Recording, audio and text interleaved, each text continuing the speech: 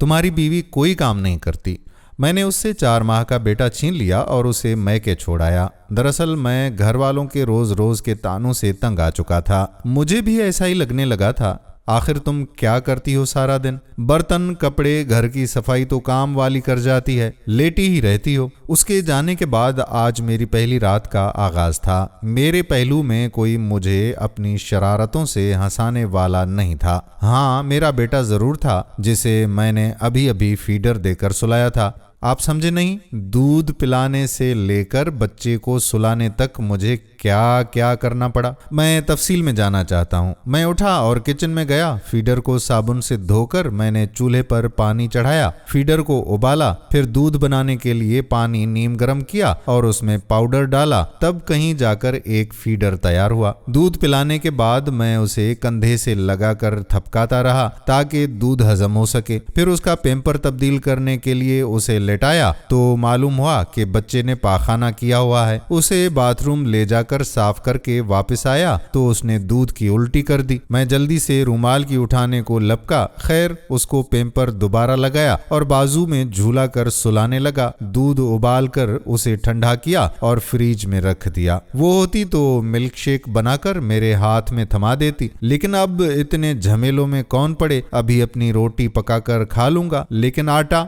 अभी तो वो गूंदना पड़ेगा। शुक्र है कि सालन तो पका पड़ा है, बस कटोरे में डालकर ओवन का बटन ही दबाना है। मैं जरा बेड से बिखेरा उठा लूं। पेम्पर, वाइप्स, खिलौने, फीडर, शीट्स को उनकी मखसूस जगहों पर रखा और रोटी नहीं। सुबह ऑफिस जाने के लिए कपड़े भी तो इस्त्री करने हैं। मैं लगा कपड़े इस्त्री करने। अभी शर्ट प्रेस की थी कि बेटा रोने लगा। अब की बार मैंने उसको झूले में डाला और झूला झुलाने लगा। भूख से मेरा बुरा हाल था। अल्लाह अल्लाह करके बच्चे को सुलाया और एक रेस्टोरेंट पर कॉल करके खाना डिलीवर करने का आर्डर किया। आधे घंटे बाद खाना मेरे सामने था। मैंने बड़े बड़े नवालों में खाना खत्म कर दिया, क्योंकि मैं जानता था कि अगर बेटा दोबारा जाग उठा तो खाना पड़ा रह जाएगा। फिर दोबारा गर्म करने के लिए भी टाइम चाहिए और मुशक्कत भी। मुझे इक्ताहट होने लगी। घड़ी 11 बजा रही थी। मैं बिस्तर पर डहसा गया। सायरा, वो चादर ही अलमारी से निकाल दो। मैं ओढ़कर सोना चाह रहा हूँ, लेकिन नहीं, अब खुद ही उठकर लेनी पड़ेगी। अभी मैं ये सोच ही रहा था कि यूपीएस भी जवाब दे गया और पंखा बंद हो गया। इससे पहले कि गर्मी के सबब मेरा बेटा जाग जाता और चिल्लाने लगता, मैंने बेड से छलांग लगाई और झट से दस्ती पंखा अलमारी से निकाल लाया। मैं उसको पंखा झलने लगा और साथ साथ नींद की शिद्दत से खुद भी झूलने लगा। 12 बजे बिजली आई और मैं फौरन ही सो गया। 2 बजे बेटे के रोने की आवाज से मेरी आंख खुल गई। अचानक गहरी नींद से जागने पर मेरे सर में दर्द होने लगा। उसे भूख लगी हुई थी। मैं सुस्ती से उठा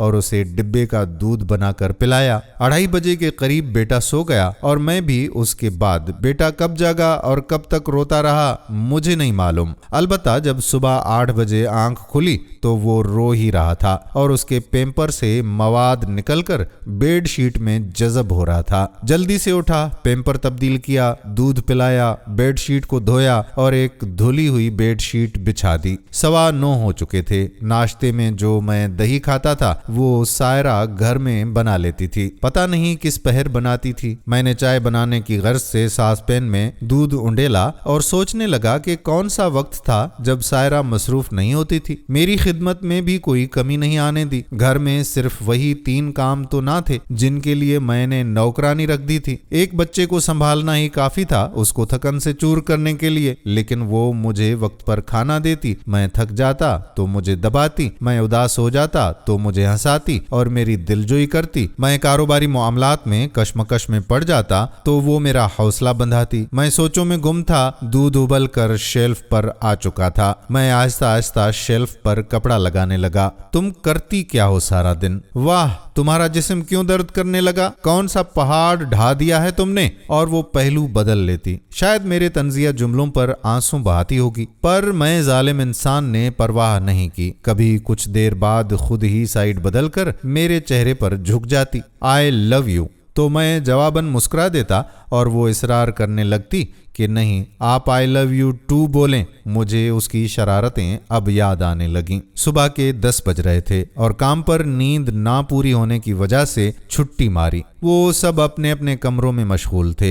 जो अभी कल ही मुझे कह रहे थे कि तुम्हारी बीवी कोई काम नहीं करती, किसी ने मुझे चाय का एक कप भी बनाकर देने की जहमत ही नहीं की। मैंने बच्चे को गाड़ी में डाला और गाड़ी उन रास्तों पर दौड़ा दी जो रास्ते मुझे हमेशा के लिए सायरा के साथ जोड़ने वाले थे। वहां पहुंचकर मैंने दोनों हाथ जोड़कर माफी मांगी और वो हमेशा की तरह बड़ा दिल करके चली आई मेरे साथ। दोस्तों, शादीशुदा हजरात से मेरी ये दरख्वास्त है कि ठीक है, सबका हक आप पर है, सब आपको मशवरा दे सकते हैं, लेकिन सबसे ज्यादा हक आप पर आपकी बीवी का है। उसको टाइम दें, उससे पूछें, उसकी दिलजोई करें। सारा दिन बगैर मजदूरी के बिना लालच आपकी, आपके बच्चों की, आपके खानदान की वो खिदमत करती रहती है और बदले में उसे क्या मिलता है ये सब आप भी जानते हैं। वीडियो अच्छी लगी हो तो अपने बहन भाइयों को जरूर भेज दीजिएगा।